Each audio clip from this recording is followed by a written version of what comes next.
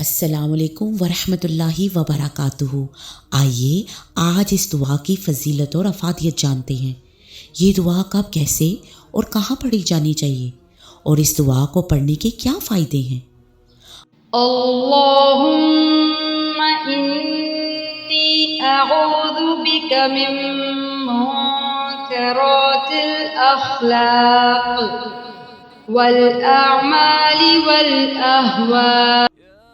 اے اللہ، میں تیری پناہ مانگتا ہوں برے اخلاق سے، برے اعمال سے اور بری خواہشات سے۔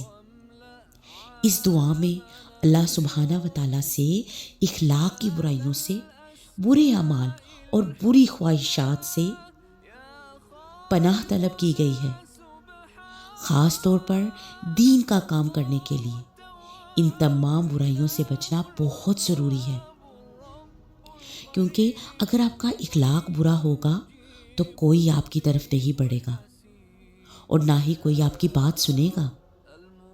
اللہ کے رسول صلی اللہ علیہ وآلہ وسلم کے بارے میں قرآن میں فرمایا گیا کہ اگر آپ تندخو اور سخت مزاج ہوتے تو یہ سب آپ کے آس پاس سے بھاگ جاتے۔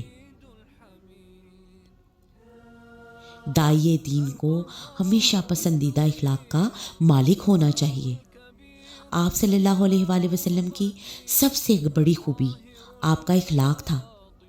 آپ صلی اللہ علیہ وآلہ وسلم یقیناً اخلاق کی بلندیوں پر فائز ہیں۔ اسی طرح ہمیں برے اعمال سے بھی بچنا چاہیے۔ اگر ہم خود برائیوں سے نہیں رکیں گے تو دوسروں کو کیسے بچائیں گے؟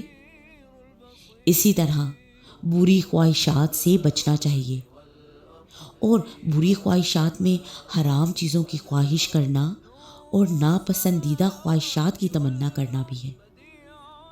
جو خواہشات انسان کو برائی کی طرف لے جائیں وہ بری خواہشات ہیں، اور جو خواہشات انسان کو برائی کی طرف لے جائیں وہ بری خواہشات ہیں، اور جو اچھائی کی طرف لے جائیں وہ اچھی خواہشات ہیں۔